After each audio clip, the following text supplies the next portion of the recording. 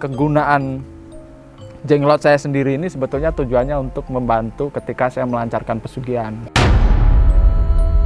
Dia yang saya perintahkan untuk menarik rezeki atau pundi-pundi rupiah yang akan didatangkan dari sebangsa jin. Sebagaimana orang ketika meminta kekayaan pada saya hanya sebagai jembatan untuk mengantarkan orang-orang yang menginginkan kekayaan itu dengan bantuan anak-anak saya ini. Kadang juga dia minta darah saya sendiri. Tanda lah bahwasanya saya adalah Tuhan kamu. Kalau saya meminta apapun, minta bantuan kamu jangan makan Tuhan kamu sendiri. Saya udah melanggar kodrat dari yang di atas. Separuh nyawa saya udah saya putus, saya masukin di situ.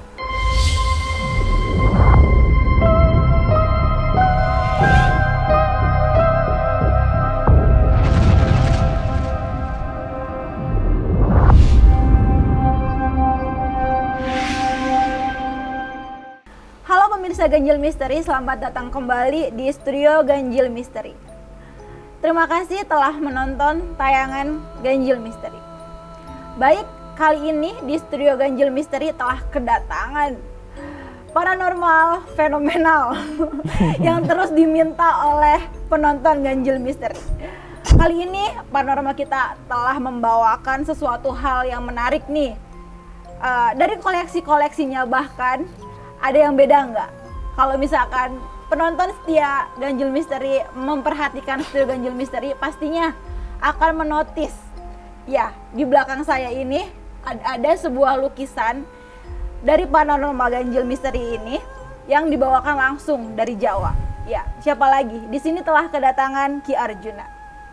Halo Ki Arjuna. Halo, selamat malam semuanya. Waduh, Ki. Bawa apa lagi nih Ki di Studio Ganjil Misteri? Yang pastinya untuk teman-temanku semua Ganjil Misteri, kalau saya datang ke sini tuh pasti saya bawa kejutan. Iya. Ya di malam hari ini biasalah. Saya membawakan anak-anak saya ini. Saya menyebutnya anak-anak saya yang selama ini memang membantu saya dalam saya melancarkan pesugihan. Wah, ini bahasanya agak dalam nih. Ya bukan hanya penonton Ganjil Misteri aja ya yang kaget mungkin ya. Tim Ganjil Misteri pun kaget dengan kedatangan Ki Arjuna membawa anak-anaknya katanya. Betul. Ini hanya sebagian aja sih anak-anak saya yang saya bawa. Ini saya cuma bawa inti-intinya. Sebetulnya saya memiliki ada 5 sih di rumah. Ada 5 ya? Cuma nggak mungkin saya bawa semua kan. Dong. Karena juga pertama faktor jalanan juga kendalanya banyak. Kita juga harus antisipasi juga kan untuk tim kru di sini. Kenapa tadi saya juga menyalakan dupa, tujuannya untuk saya minta keselamatan agar semua tim kru juga tidak kena efek atau dampak dari saya membawa benda seperti ini. Gitu. Mungkin langsung aja nih, apa sih sebenarnya yang Ki Arjuna bawa ini? Ini yang saya bawa, saya terus terang aja, ini adalah jenglot ya ini ya. Saya menyebutnya jenglot. Mungkin untuk kalangan paranormal, ini yang paling dicari, paling diburu. Karena mereka memiliki segi pandang, jenglot ini memiliki ilmu yang tidak pakai dengan guru. Dalam arti gini, ketika orang memiliki jenglot ini, wah ini udah sakti, mandraguna dia diapa-apain nggak bisa, bla bla ini dan lain sebagainya nggak bisa. Tapi di sini saya datangkan untuk sebagai pembahasan di malam hari ini. Ini saya menyebutnya, nah ini dari rambutnya ya, ini dari segi moncong taringnya pun kan masih berdarah-darah. Karena sebelum saya kesini dia saya kasih makan dulu. Karena kalau nggak saya kasih makan biasanya dia agak frontal, energinya agak frontal gitu. Jadi kegunaan jenglot saya sendiri ini sebetulnya tujuannya untuk membantu ketika saya melancarkan pesugihan, terutama dalam hal ketika saya melakukan ritual wedus kendit. Wedus kendit itu kan kambing yang hitam ada putihnya di bagian tubuhnya. Nah itu seringkali saya sajikan ke dia. Darahnya saya berikan ke dia, kepala dan kakinya nanti saya labuh di laut selatan. Sebagaimana orang ketika meminta kekayaan pada saya, tapi saya bilang saya bukan Tuhan. Saya hanya sebagai jembatan untuk mengantarkan orang-orang yang menginginkan kekayaan itu dengan bantuan anak-anak saya ini. Gitu. Baik, Ki, bagaimana sih kerja jenglot itu sendiri untuk membantu pesugihan? Kinerja jenglot sebetulnya kalau kita ceritakan banyak sih Mbak. Pertama, Dia yang saya perintahkan untuk menarik rezeki atau pundi-pundi rupiah yang akan didatangkan dari sebangsa jin. Dia saya untuk pekerjakan untuk melobi. Bahasanya kalau kita mau menghadap bos itu ada lewat orang dalam lah. Nah ini yang saya pekerjakan untuk masuk ke dimensi alam sebangsa jin. Untuk saya meminta kekayaan dari mereka. Ini saya pekerjakan untuk masuk ke alam sana. Begitu di alam sana itu ada 3 pilihan. Kemarin itu baru saya dapatin tuh. Begitu saya selesai melakukan ritual pesugihan Medus Kedit pakai dia, saya ditawarin 3 sarana. 1 Brono Picis, yang kedua mata uang, yang ketiganya rezeki. Kalau Brono Picis, permintaan dari sebangsa jin atau sebangsa jenglot ini, mereka meminta pertukaran 2 angsa. 2 angsa itu suami istri yang belum memiliki anak. Itu kalau mereka meminta duit ataupun Brono Picis. Nah itu saya katakan Brono Picis itu adalah sekantung emas dan sekantung berlian. Itu pertukaran yang dia minta. Lah kalau kita flashback lagi, ini saya dapatkan dari Tasikmalaya. Dia berasal dari Gunung Galunggung. Dia salah satu penguasanya di Gunung Galunggung gitu. Masih Jawa Barat ya? Jawa Barat. Dan saya menghidupi dia mungkin udah ada 2 tahun inilah. 2 tahun ini ya. Ya. Tapi uniknya ya pemirsa, di sini ada 2 kepala di 1 badan. Ini ada 2 kepala, 1 badan. Jelmaan apa sih Ki? Ini sebangsa siluman, tapi ini jelmaan dari serigala. Serigala? Iya. Dia yang sebelah kanan ini perempuan, sebelah kiri ini laki-laki. Yang Ki sebutkan dengan 2 kepribadian tadi ya? Betul. Ini dia memiliki 2 kepribadian yang tidak sama. Jadi kadang yang sebelah kanan minta ayam cemani, yang sebelah kiri mintanya kambing kedit atau kambing hitam. Kadang juga dia minta darah saya sendiri untuk saya berikan ke dia sebagai sarana, bahasanya pertanda lah bahwasanya saya adalah Tuhan kamu. Kalau saya meminta apapun, minta bantuan kamu, kamu jangan makan Tuhan kamu sendiri. Gitu. Menarik ya Ki ya. Terus bagaimana nih cara untuk mendapatkan jenglot itu sendiri Ki? Cara untuk mendapatkan jenglot kalau kita kupas perjalanannya mungkin panjang ya. Iya. Jadi dari kisah saya dulu, saya berkelana, saya lalang buana, saya melakukan pertapaan, saya melakukan persemedian, saya ritual ke sana kemari. Sebetulnya saya nggak berangan-angan memiliki jenglot, memiliki batara karang, saya nggak berangan-angan di situ. Iya. Tapi ketika saya bertapa di Gunung Galunggung, saya melihat ada sosok kehadiran. Waktu itu saya bersemedi jam 12 malam, jam 3 saya ditemui sama dia. Ada wujud kepala 2, kepala serigala, dia datang temuin saya dan dia mengatakan, kamu siapa? Kok kamu berani menginjakkan wilayah saya? Nah, saya bilang sama dia, lah kamu siapa? Saya penguasa yang ada di Gunung Galunggung.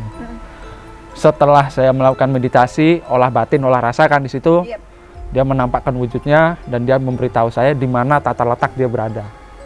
Saya telusuri di situ, saya telusuri, dan alangkah terkejutnya saya ketika saya mau mendapatkan dia, ada tragedi yang mungkin ada rekaman yang sulit untuk saya katakan, karena itu memang menyangkut nyawa teman saya sendiri. Kalau pas waktu itu, saya waktu naik, saya ketika mau ngambil di lereng tebing, teman saya itu tragedi. Tragedi apa? Ya kurang sedikit dia masuk ke dalam jurang gitu. Tapi selamat? Tapi dia selamat. Selamat ya? Jadi waktu saya mengambil dia ini, sebetulnya dia minta 1 nyawa untuk pertukarannya. Sebangsa jenglot ini. Namun dari Aki sendiri upayanya bagaimana nih? Waktu saya mau mengambil dia, saya lakukan negosiasi. Negosiasi di hari malam Jumat Kliwon, saya datang ke situ, dia belum mau. Karena waktu itu teman saya berkata, kamu kenapa sih? Kamu ke situ ngapain Mbah? Kan gitu. Saya ada sesosok yang menarik saya. Tapi tidak lama tragedi itu akan terjadi. Waktu dia jalan kaki, katanya dia melihat ada sebangsa ular lewat di depan dia. Dan dia melihat sosok perempuan yang memanggil dia untuk datang ke sini. Ketika dia mendatangi sosok perempuan itu, dia hampir tergelincir di dalam jurang. Setelah itu saya putuskan untuk mundur, kita balik. Jumat Kliwon ke depan, 2 bulan ke depan, saya datang lagi ke dia. Dan saya nanya sama dia, saya negosiasi lagi. Kalau seumpama kamu tidak minta pertukaran nyawa, apa yang kamu minta dari saya? Akhirnya dari Jawa, saya datang ke Jawa Barat, saya bawakan kepala kambing hitam. Kepala kambing hitam dan kaki 4 dari kambing itu sendiri, saya serahkan ke Gunung Galunggung, saya siapkan selamatan dan lain sebagainya. Akhirnya dia muncul. Oke, berarti proses pengambilan jenglot ini sendiri tuh banyak apa sih ya, kayak mengelabuhi. Betul, gitu ya? banyak mengelabui, banyak menguras tenaga, banyak menguras finansial juga, batin juga, rasa juga, pikiran juga, semua. Karena untuk mendapatkan dia juga kita harus beradu mental. Karena dia mengatakan kalau kamu memang mampu mengalahkan saya akan tunduk padamu. Kalau kamu tidak mampu mengalahkan saya, kamu akan saya ambil. Itu pertaranya nyawa kita sendiri. Tetapi setelah semuanya aman, lancar, dan Jenglot pun udah Ki Arjuna ambil, layak nggak sih? Untuk apa? Layak dalam arti apa? Untuk Ki Arjuna pergunakan. Oh, untuk saya pergunakan. Kenapa saya mempergunakan dia? Bagi saya mereka layak. Karena mereka memiliki kapasitas yang menurut saya di atas rata-rata dari sebangsa Jenglot yang lain. Terutama ada juga yang di sebelah kiri, dia adalah ratunya Jenglot. Tapi sebelumnya, kenapa dia saya katakan layak dalam peranan dia membantu saya dalam hal pesugihan? Karena dia pernah berkata sama saya, dia memiliki gudang. Gudang yang dia sembunyikan selama ini, dia memiliki kekayaan yang ada di Gunung Galunggung. Tapi berupa Bronopices. Yang saya katakan tadi, Bronopices itu sekantung emas. Emas yang asalnya dari sebangsa jin. Sebetulnya sebangsa jin itu ngambil dari sekeliling rumah yang ada di situ. Jadi kayak anting-anting, gelang, kalung, itu diambil, dia sembunyiin. Dan dia tahu tata letak lokasi di mana dia menimbun harta karun itu. Kamu pernah Ki Arjuna coba nggak? Pernah, saya pernah mencoba mengambil Bronopices itu, tapi akhirnya saya kembalikan lagi karena ada pertukaran yang dia minta 2 angsa. Jadi laki perempuan yang udah menikah tapi belum memiliki anak, dia mintanya itu, dan dia akan memberikan 1 peti emas. Itu berupa ada potongan cincin, ada kalung, gelang, bermacam-macam ada di situ. Berarti bentuknya perhiasan ya? Bentuknya perhiasan. Jadi dia yang memang menyimpan dari sumber kekayaan dari di Gunung Galunggung itu sendiri. Gitu. Mungkin satunya boleh diperkenalkan. Ini adalah salah satu wujud yang dimana kalau saya ceritakan, ini sebagian dari masa lalu saya, Mbak. Jadi waktu dulu ini bernama Ratu Niang Mangsari.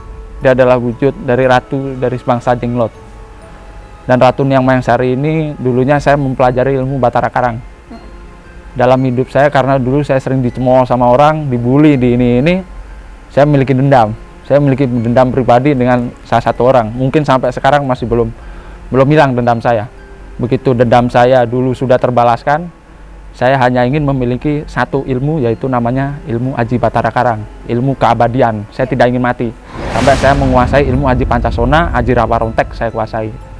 Dia berasal dari punggung saya sendiri, Mbak, di bagian punggung belakang saya sendiri. Nah, kenapa saya mengatakan itu? Ini ada putusan rambut. Di putusan rambut inilah, seperti digunting. Ya, seperti digunting. Sebetulnya rambutnya dia segini, sama seperti ini. Ketika ini saya potong, disitulah perjanjian saya sama dia tetap berlanjut. Jadi saya mengatakan sama dia, Ratu Niang Mangsari, kamu akan saya lepaskan dalam wujud ragaku, tapi kamu akan saya wujudkan dalam bentuk fisikmu. Dia saya wujudkan, tetapi Ratu Niang Mangsari ini kemanapun saya pergi masih ada ikatan benang merah di dalam diri saya sama dia. Karena saya masih memiliki perjanjian yang tidak bisa saya katakan atau saya buka di sini, karena itu perjanjian pribadi saya dengan dia. Nah, di sini kenapa dia memiliki taring yang lebih panjang dari itu? Karena dia memiliki mahkota. Ratu Niang Mangsari ini adalah sesosok perempuan, dan dia menyatu dengan sebangsa siluman naga. Karena di punggungnya ini memiliki sisik. Tuh. Iya. Namun bentuknya seperti manusia juga ya? Iya.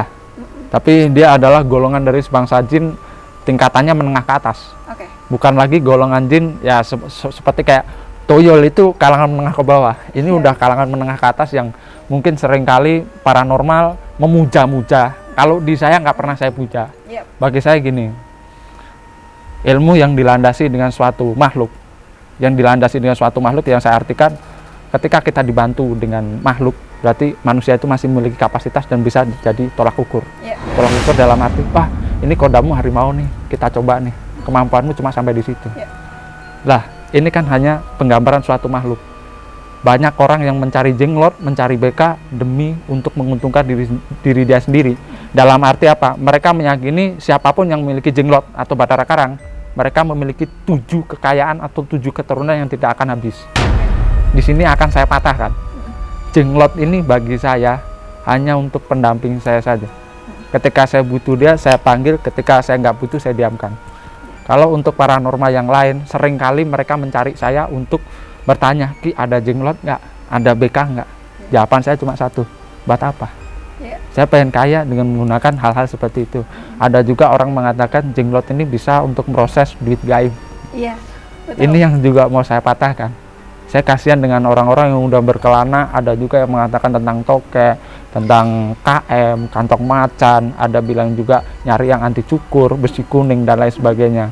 Mereka karena terpacu dengan faktor uang. Kalau dibilang jenglot ini bisakah untuk menjalankan praktek pesugihan, sangat bisa, asalkan kamu memiliki jenglot yang benar-benar asli, bukan tipuan. Karena jenglot sekarang banyak tipuan dari tulang kelinci. Betul. Sebetulnya ada salah satu praktisi menggunakan tipuan itu, tapi tidak akan saya sebutkan namanya. Saya tahu orangnya, saya tahu predikatnya, tapi saya nggak akan menyebutkan. Jadi lagian kalau misalkan orang-orang pada pengen punya jenglot, itu jenglot ini tuh terjual di marketplace online juga ada ya, Ki? Ya betul, ada. Di marketplace yang saya katakan tadi, jenglot-jenglot itulah replika. Replika dalam artian mereka buat tantangan manusia. Ya. Kalau yang seperti ini tidak bisa dibuat tangan manusia. Ilahi yang membuatnya. Iya. Tapi apa, Ki, bukti jenglot ini asli, Ki? Kita lihat dari taring, kita lihat dari kuku, kita lihat dari rambutnya, kita lihat dari atas kepalanya. Ini tidak ada sambungan, tidak ada tulang, tidak ada lem yang melekat dalam tubuhnya. Ini penyatuannya dengan karang. Karang Ya. apa ya? Karang laut. Karang laut ya? Jenglot itu kan bertapanya di pinggir laut. Dia menyatu dengan karang. Karena dia bertapa sekian tahun, sekian ribu tahun, akhirnya dia menyatu dengan batu-batu, dia menjadi karang. Kalau jenglot yang palsu, Mbak giniin aja patah, itu bersifat jadi tulang. Saya boleh coba? Kalau Mbak mau cobain nih, Mbak siap dengan resikonya, nggak apa-apa. Saya mengatakan gini. Ini apa sih? Keras banget ya? Ini kan dari karang kan. Oke. Kalau mungkin suatu hari nanti tak bawakan yang namanya jenglot yang palsu dengan yang asli. Tapi Aki sekarang bawa nggak? Saya nggak bawa. Saya hanya bawa yang original. Mungkin kalau untuk orang-orang praktisi, mungkin mereka bisa menilai ini asli atau palsu. Kalaupun mereka ingin menguji keaslian ini, kalau ini saya buka matanya, siapa yang berani bertanggung jawab, Mak? Gitu aja. Oh, nggak ada di sini yang berani. Gitu. Karena saya pernah membuktikan sendiri, ketika mata ini saya buka, saya ngeliat orang ingin, saya ngeliat orang isinya benci sama benci. Nggak ada rasa di hati saya, belas kasihan nggak ada. Itu yang saya alami seperti itu. Ketika mata dia saya tutup, saya bisa beradaptasi dengan dia dan saya bisa membawa energi dia. Pernah saya coba, saya buka, tamu datang ke saya, pikiran saya itu cuma satu, kamu harus. Dan negatif banget dong berarti ini jenglot. Jenglot memang negatif, nggak ada yang namanya jenglot positif tuh nggak ada. Kalau ada yang mengatakan jenglot positif, saya tak sujud di kakinya. Perwujudan jenglot ini tuh sebenarnya apa sih, kata orang lagi? Iya, aku dengar sih jenglot ini dulu ada orang bertapa gitu sampai mewujud ya, jadi jenglot. Betul. Gitu. Gini, sejarah Batara Karang atau jenglot, dia adalah seorang pertapa sakti yang seperti saya ceritakan tadi, yang menguasai ilmu karang. Dengan jalan dia tidak ingin mati, dia ingin mengalami hidup abadi. Saat dia melakukan pertapaan ribuan tahun, karena dia memiliki ilmu karang ini sebetulnya ilmu yang tidak boleh dilakukan dalam ilmu kejawen, karena itu akan melanggar kodrat, ketentuan Tuhan. Ketika kita mati, kita nggak akan mati, karena kita bersekutu dengan semesta jin untuk mendapatkan kehidupan yang abadi. Sebetulnya kehidupan itu tidak akan abadi. Menyusutnya organ tubuh manusia itu saking seringnya dia makin lama dia bertapa, badan dia akan semakin kurus dan menyusut, dia akan mengecil. Setelah itu dia akan lenyap. Itu kalau orang Jawa mengatakan mukso. Moksone orang yang memiliki ajian Batara Karang, ajian Palimunan, dalam arti dia ingin hidup abadi, langit dan bumi tidak akan menerima. Itu yang saya lakukan dulu. Saya menguasai dengan dia. Saya bertujuan saya ingin hidup abadi, karena saya dulu bilangannya satu, saya ingin balaskan dendam saya sampai sekarang. Kalau dendam saya udah ada niat. Karena ya dulu ada kisah tersendiri sih di saya, karena dulu saya sering dikatain inilah itulah. Makanya kalau ada netizen ngatain saya A, B, C, terserah, mulutmu sampai busuk pun saya nggak peduli di situ. Karena bagi saya kamu tahu apa tentang hidup saya. Lah ketika saya menjalankan peranan di sini, ketika dendam saya udah terbayarkan, saya sadar di situ. Ya udah, ini udah waktunya saya melepaskan dia dari tubuh saya. Saya tidak ingin menyimpan dendam atau kebencian pada seseorang yang dulunya mungkin pernah menyakiti saya gitu. Oke. Ki, kan bertapa nih ya, dari bertapa ini seharusnya kan memberikan dampak positif gitu buat dirinya sendiri. Kenapa? Kan negatif sih. Waktu saya bertapa, saya haus akan keilmuan. Waktu saya bersemedi, saya hanya minta pada leluhur saya, berikan saya kesaktian.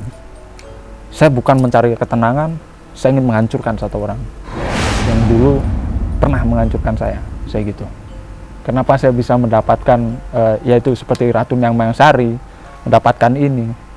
Karena saya menyelam di dunia hitam udah cukup jauh, Mbak. Kalau dibilang udah cukup jauh, bukan hanya cukup jauh, udah mentok saya. Kalau di dunia gelap tuh saya udah mentok. Bosen lah ya. Udah bosen lah. Saya pengennya berhijrah. Jadi ini menggambarkan kisah saya masa kelam dulu, waktu saya masih muda, saya menggali ilmu hanya dengan tujuan saya ingin membalas atas penderitaan yang dulu saya alami terhadap orang-orang yang pernah menyepelekan saya. Itu dulu seperti itu.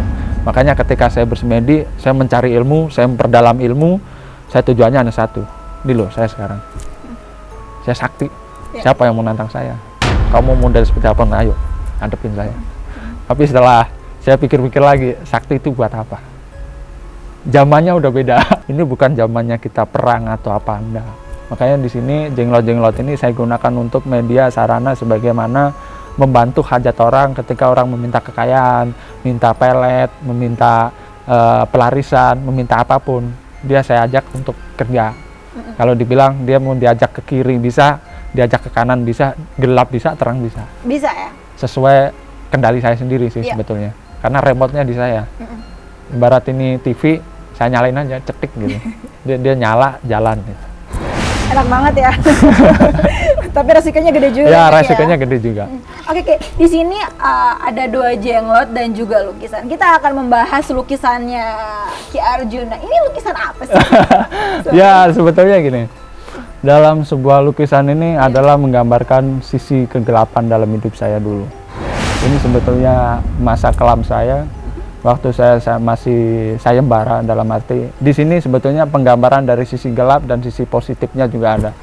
Lah di beberapa gambar perempuan ini di belakang saya itu ada Ibu Ratu ya. Ibu Ratu itu menggambarkan sebagai pengayom yang selama ini yang saya anggap menjadi ibu saya. Dan Ibu Ratu itulah merangkul ada 2 iblis di situ. Yang sebelah kiri itu iblis, yang sebelah kanan ini sebangsa jin. Yang di bawah itu juga ada dari golongan jin juga. Kalau yang di bawah sendiri pakai kuning ular itu adalah sosok Nyi Blorong. Dan di belakangnya itu adalah sosok pendamping yang bersifat energinya positif. Lah kenapa saya di situ duduk di salah satu kasta yaitu kerajaan monyet. Itu banyak tengkorak-tengkorak monyet di situ. Lah dulunya saya penyelaman di dunia gelap, ya diibaratkan saya itu dianggap mereka itu sebagai raja, jadi tuan mereka, karena mereka merasa beruntung memiliki saya mengayomi, saya tidak beda-bedakan, dan seringkali saya mengundang mereka untuk memberikan mereka makan. Ya makan berupa ada yang pisang, ada yang nyawa, ada yang ini, ada yang itu. Ya di masa-masa itu memang itu saya akui. Ini gambaran wujud dalam dunia gelap lah. Di sebelah kiri itu ada kuda hitam, sebelah kiri ada harimau putih, harimau loreng, di situ ada kuyang, ada juga yang paling berperan dalam hidup saya waktu saya masih kelas 4 SD, itu yang di belakang sendiri. Itu namanya yang Gandharwa Sito. Dia salah satu rajanya Genruwo yang waktu saya umur ke 4 SD, dia yang mendampingin saya. Yang dia memberikan, ya seperti itulah. Keren sih lukisannya, sumpah beneran. Ya sebetulnya lukisan ini membawa makna, membawa cerita juga, di mana ada dimensi-dimensi yang belum saya kupas secara detail ya. Di situ juga ada siluman buaya putih, ada sebangsa ular, di situ ada rangde atau lea. Lah di saat saya mulai hijrah, itu kan di situ ada pura ya. Ada pura, di situ saya di tanah lot. Saya peleburan, saya pelukatan di situ. Ini menceritakan sisi gelap dalam hidup saya. Waktu saya masih mengasah ilmu dalam spiritual. Lah mungkin saya akan datangkan santri saya, sebagaimana dia pelukisnya. Dia mengalami hal-hal yang di luar nalar dia sendiri ketika saya meminta, Mas coba kamu gambar. Dan saya bilang sama santri saya itu gini, Mas, kamu gambar sisi buruk dalam hidup saya, jangan kamu gambarkan sisi positifnya, karena manusia seringkali melihat seseorang dari kejelekan, bukan dari kebaikan. Kalau orang yang bisa menangkap suatu gambar ini memberikan makna atau ada kandungan tersendiri, tapi seringkali orang mengatakan, wah jelek banget nih gambarannya kayak gini, filosofinya dan lain sebagainya, karena pedoman saya satu, 1000 kebaikan akan kalah dengan 1 keburukan. Itu sifat manusia. Dan santri saya pun heran, kenapa Ki meminta saya untuk menggambar sisi buruk dalam hidup saya. Saya cuma ingin melihat mata seseorang ketika memandang lukisan seperti ini, apa yang ada di benak pikiran dia, benalu dia seperti apa. Sebetulnya penggambaran ini ada makna yang tersirat, ada makna positifnya, dan di situ ada beberapa peran penting dalam saya menjalankan pesugihan juga. Ki, boleh nih Ki, dipanggilkan yang lukis-lukisan. Oh bisa. Ini akan saya panggilkan salah satu yang melukis visualnya, visual dalam bentuk siapa pendamping saya. Langsung aja saya panggilkan nih Mr. Anton ini. Boleh. Silakan Mas Anton. Silakan Mas Anton masuk. Iya, ini Mr. Anton ini. Ya. Wah, keren banget Mas Anton lukisannya. Bagaimana nih Mas Anton pengalaman melukis lukisan Ki Arjuna ini? Nah, ini yang mau saya ceritakan. Sebenarnya pengalaman pertama dalam hidup saya melukis di atas kanvas. Sebelumnya saya melukis di kertas sama lukis dinding. Jadi benar-benar pengalaman yang luar biasa sekali. Biasanya orang belajar melukis itu di kanvas, tapi dengan lukisan-lukisan yang biasa-biasa saja, realis-realis saja gitu kan. Ya kayak objeknya orang, pemandangan dan sebagainya. Tapi ini satu pengalaman yang benar-benar luar biasa sekali. Saya masuk ke suatu imajinasi yang berdimensi.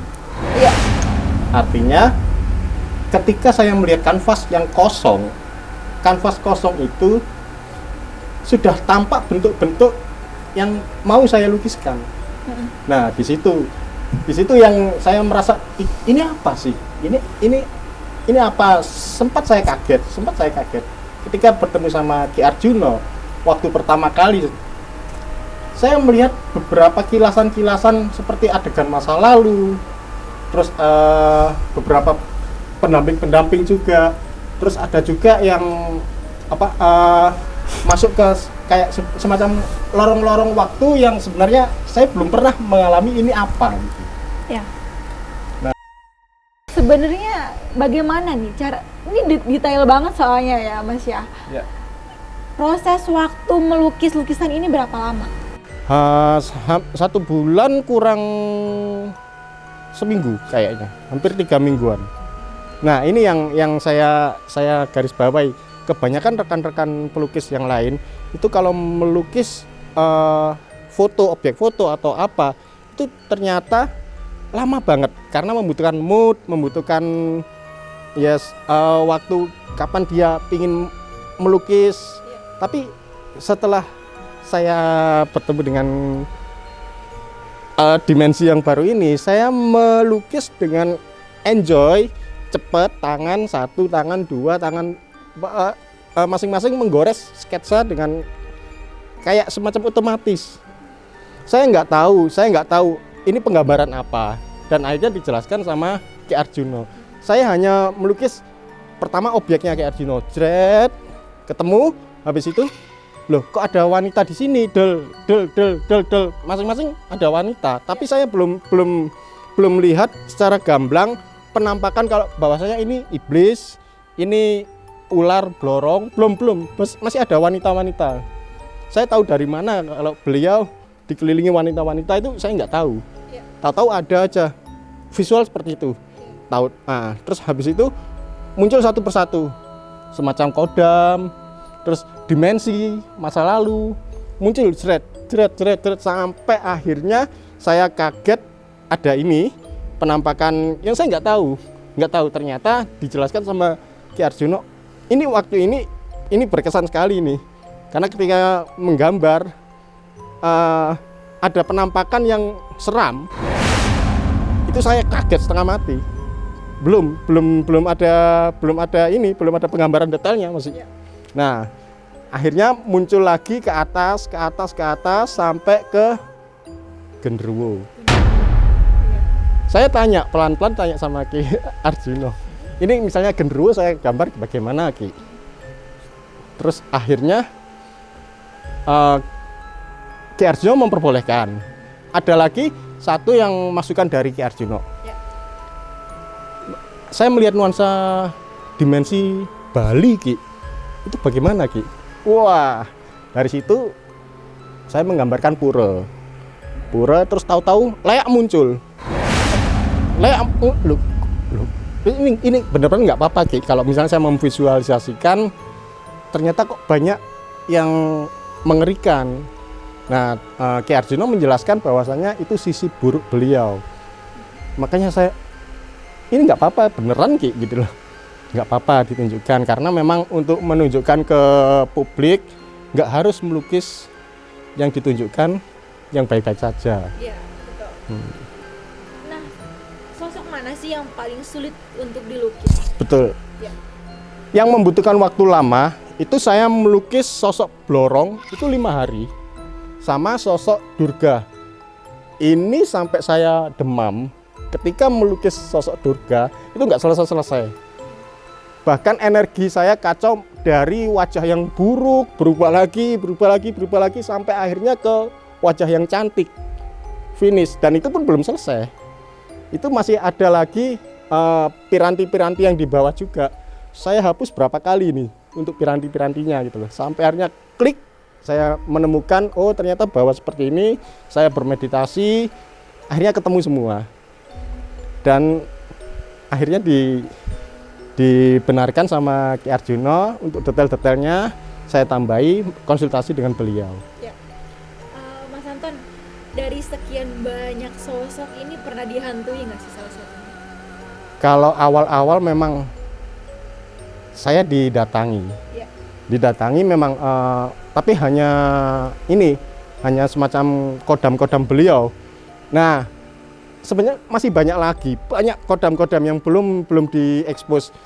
Terus malah Ki Arjuno bilang ya satu-satu dulu. Mungkin ada 7 kanvas nantinya gitu, semacam seperti itu lagi. Jadi kalau untuk kanvas ini sangat-sangat belum cukup. Belum cukup untuk mewakili semua sosok yang ada di beliau.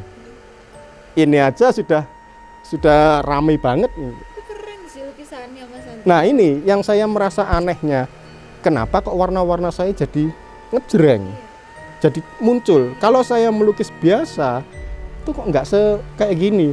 Nah itu ada prosesnya. Ketika saya sebelum melukis, kembali lagi, Ki Arjuno menyarankan untuk berdoa dulu, bermeditasi, terus ritual untuk semacam pamit, minta izin masing-masing ke sosok ini. Muncullah satu persatu Bunda Ratu.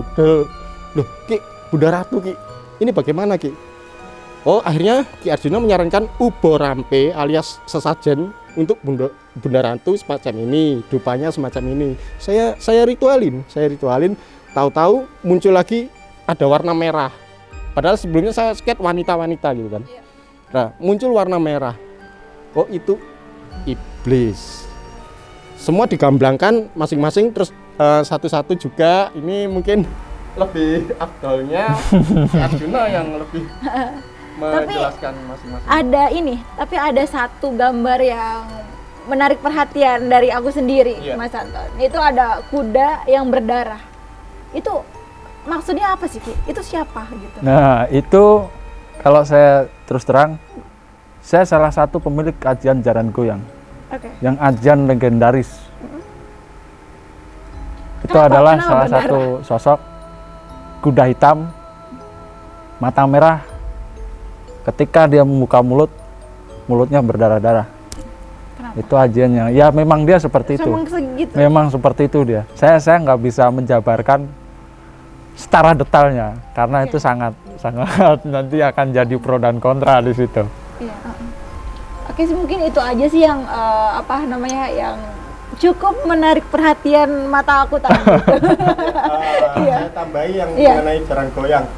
Awalnya juga saya melukis kuda itu ada, saya nggak lihat kalau ada ceceran darah, itu nggak lihat tetesan darah.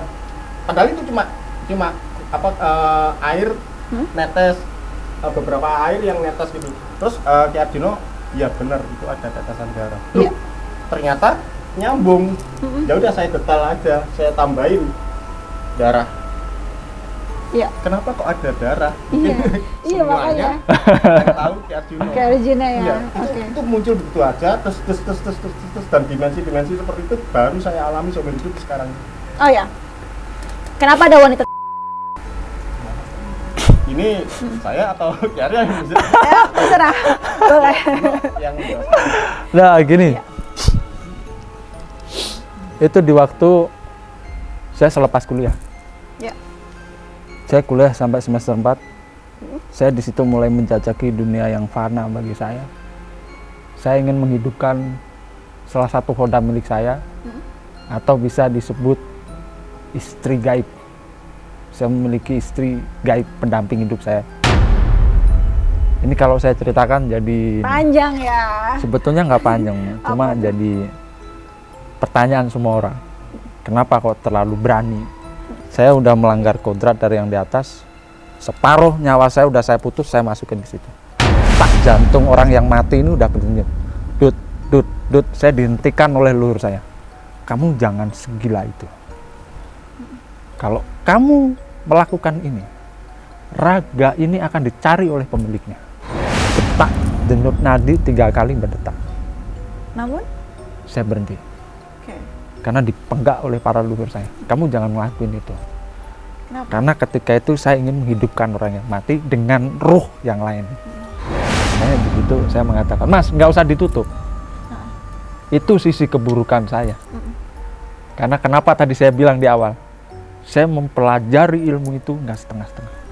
Sudah sampai ujung akarnya, udah saya selami.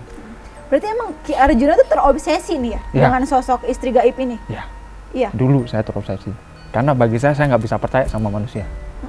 Bagi saya manusia itu semuanya apa? Menurut pandangan saya, mereka nggak bisa dipercaya. Yang bisa saya percaya adalah sosok hodam yang selama ini atau sebangsa jin yang berupa saya sebut itu istri gaib saya sendiri. Dengan kekuatan yang saya punya, saya ingin menghadirkan dia di dalam wujud dunia nyata. Dan saya ingin menghadirkan dia dalam wujud yang sebenarnya. Makanya saya ambil, saya gali itu kuburan, saya potong sebagian nyawa saya untuk menghidupkan dia. Tapi istri gaib ini dari mana Ki Arjuna? Wah, kalau itu diceritakan mungkin 1 jam nggak akan kelar. Oke. Kalau di gambaran, ya, kalau di dalam gambaran ini tidak ada istri gaib saya. Di gambaran-gambaran ini adalah beberapa sebangsa jin yang menjalin ikatan dengan saya untuk memberikan kekayaan pada seseorang yang minta kekayaan itu sendiri. Oke. Gitu. Ki, berarti memang kehidupan Aki itu dulu sangat kelam banget ya, sehingga berani banget untuk mencoba dan menantang kodrat-kodrat dari Tuhan Aki sendiri ya? Betul, itu semua udah saya lakuin. Semua udah saya lakuin, apapun. Makanya kenapa saya disebut dukun pengkoleksi kain kafan. Jangankan hanya kain kafan, Mbak. Kepala manusia aja jadi koleksi saya. Tulang manusia itu jadi mainan saya. Kenapa saya menyelam di dunia gelap? Bagi saya, kalau saya belajar ilmu, nggak ingin setengah-setengah. Ki, kenapa Ki Aki rela gitu? Diri Aki maksudnya menjadi maklar gitu. Kenapa rela gitu? Maklar dalam arti apa nih? Maklar pesugihan. Maklar pesugihan. Kembali lagi, saya belas kasihan pada orang-orang yang ada di dunia gelap. Mereka butuh sinar, mereka butuh penerangan. Kenapa saya mengatakan pada mereka, saya lebih baik jadi maklarmu? Mereka menawarkan saya kekayaan tanpa mereka meminta imbalan ke saya. Dari kesepakatan yang saya buat dari sebangsa jin atau sebangsa siluman yang mengikuti saya, perjanjian itu saya buat seperti ini. Kamu cariin beras untuk saya, kamu akan saya cariin apa yang kamu minta dari saya. Dan dari beliau mengatakan pada saya, kalau kamu tidak menginginkan kekayaan dari saya, aku akan bisa memberikan beras dari kamu, kamu berikan apa yang aku mau. Mereka menginginkan nyawa, saya menginginkan beras. Ini adalah hukum imbal balik, barter. Ketika ada orang minta pesugihan, saya antar. Saya dapat makan dari mereka. Sebangsa jin ini dapat makan dari saya. Karena saya jadi kuncen, saya ngelobi. Nyi, ada yang minta pesugihan, Nyi. Jual musuh nih. Ada yang minta pesugihan, anaknya mau diuri. Saya selalu bilang, kalau kamu dapat, saya juga dapat. Kalau kamu makan, saya juga makan. Itu perjanjian yang terjadi. Pernah saya bilang, kalau saya mau minta pesugihan, tumbal saya ribuan, Mbak. Pasien saya banyak. Mereka saya jadiin tumbal, apa mereka tahu? Enggak kan? Enggak. Makanya itu, saya nggak mau pesugihan karena ada embel-embel di belakang. Orang sekarang hanya berpikir, wih, saya punya pesugihan, cepat kaya. Tapi mereka melupakan perkataan saya. Sering kali saya tegasin. Kalau kalian minta pesugihan, rezekimu dari yang di atas, cut, saya potong. Kere, baru kamu kaya. Tapi masih ada orang tiap hari bikin sakit kepala saya setiap hari. Curhatnya cuma utang, terus lainnya utang nggak ada. Ki, saya punya utang Ki berapa? 15 juta, saya mau ambil pesugihan. Yaudah. Ki, saya punya utang 3M, iya. 10M, iya. Saya bertanya, Mbak, duit nggak ngeliat, nggak jilat, nggak make, lu nyusahin gue. Ya kenapa Aki terima? Lah gimana nggak nerima? Kalau saya usir, gimana kalau nggak saya usir? Kok tiap orang datang Ki minta pesugihan? Saya sampai bosen jelasin. Iya. Mbak, Mas, buka aja YouTube saya nih, kamu dengerin sendiri. Orang yang paling bodoh tuh biasanya bilang gini, resikonya apa? Saya juga bilang, orang goblok tuh bertanya. Saya juga orang goblok, saya jawab. Kamu minum air, resikomu apa? Kesendak kan? Kamu ngerokok, resikomu apa? Batuk kan? Kalau kamu datang ke sini minta pesugihan, jangan tanya resiko. Udah jelas. Orang jalan aja ada resikonya, matamu nggak lihat, pasti kamu kesandung jatuh kan? Itu udah jelas. Mintanya gampang. Saya pengen kaya, pengen mulia, pengen makmur, pengen nggak punya banyak hutang, pengen punya banyak duit. Jawaban saya enak. Ambil tuh sertifikat tanah, lu bawa sini, saya enterin ke bank. Besok cair, 10 hari cair, 3 hari lah cair, jadi duit. Kalau kamu minta sama sebangsa jin, nggak ada, kamu mimpi jangan terlalu tinggi, halumu terlalu tinggi. Udahlah, jangan halu-halu, kamu jadi orang kayak gitu. Tapi masih banyak ya kayak orang-orang di zaman sekarang ya. Tiap hari Mbak, tiap hari orang yang datang ketipu, yang menipu, banyak. Banyak. Pusing banget. Bukan hanya pusing, bosen. Ada juga tamu datang. Ki, saya mau minta pesugihan ini. Oh ya Mas, saya ambil tuh pancing. Saya ngurusin pancing, seret. Mau kemana Ki? Ini ntar mau mancing. Ya, saya panggil santri saya, Mas sini. Nih urus ini. Apa Ki? Jelasin nih kalau dia mau minta pesugihan. Udah jelas-jelas saya jelasin pesugihan tuh temponya seperti ini. Saya capek ngomong, saya bukain YouTube nih, ganjil nih, baca sendiri, dengerin sendiri, saya gitu. Saking bosannya didatengin orang tiap hari. Kalau mereka hajatnya kabul, lupa. Kalau nggak kabul, komplain. Kalau komplain saya jawab. Kalau kamu komplain sama saya komplain sama siapa? Saya selalu bilang gini sama orang-orang yang minta pesugihan sama saya. Kamu yang mau kaya, kamu yang butuh saya nggak butuh duitmu, saya nggak butuh kamu. Kamu kalau mau ya silakan, nggak mau ya udah pergi. Kamu tuh ganggu waktu saya aja. Kalau saya pengen mancing ya saya tinggal mancing, udah masa bodoh saya. Saya kadang juga kalau ada pertemuan atau ada acara, santri-santri saya bilang, tunggu kamu depan pintu. Kalau ada orang kesini bilang, Aki nggak ada, pergi. Saking bosan saya, jenuh. Masa tiap hari orang datang minta kaya, minta hidup enak. Wong saya aja masih susah, kamu minta hidup enak, bener nggak? Kayak gitu. Masih susahnya tuh dalam arti saya masih berusaha. Manusia itu kan diberikan kesempurnaannya. Iya. Kesempurnaan fisik, lahir batinnya, kecerdasan batinnya, otaknya. Mereka kalau pada bilang, saya udah gelap. Gelap apanya? Kalau gelap ya lampunya nyalain. Ya bener kan? Betul. Saya udah gelap. Nah terus saya bisa apa? Saya mau pesugihan. Saya mau jual umur saya sendiri. Oke, bisa. Saya mau jual diri saya sendiri. Oke, bisa. 24 jam umurmu. Berani gak? Oh jangan lagi. Masa 24 jam saya langsung mati? Kamu mau kaya? Bisa. Lah kamu minta umur berapa?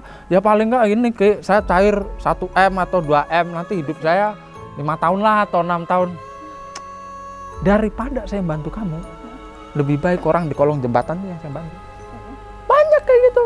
Saya selalu bilang, kamu minta umur berapa? Setahun, 2 tahun. Dah, kejauhan. 24 jam. Kamu terima duit, kamu mati. Mau? Gak mau dia.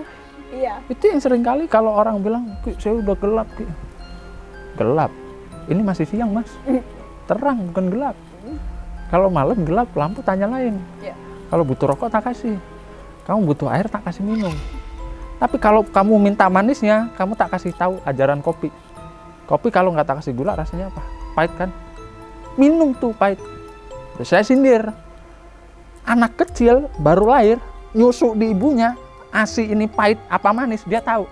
Kalau kamu udah gede, udah tua, datang ke sini minta kekayaan, kamu cuma minta gula, saya nggak punya gula. Saya punyanya pahit.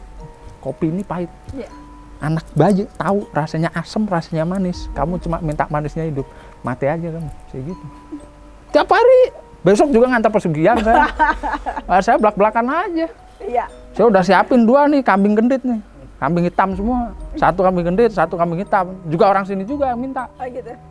Oke Ki, sangat menarik banget ya. Kita telah berkenalan nih dengan koleksi-koleksi Ki Arjuna ya. Oke, baik pemirsa Ganjil Misteri, terima kasih telah menonton tayangan Ganjil Misteri. Jangan lupa saksikan terus Ganjil Misteri di setiap hari Senin, Kamis, dan Jumat. Dan jangan lupa untuk like, komen, dan subscribe. Sampai jumpa.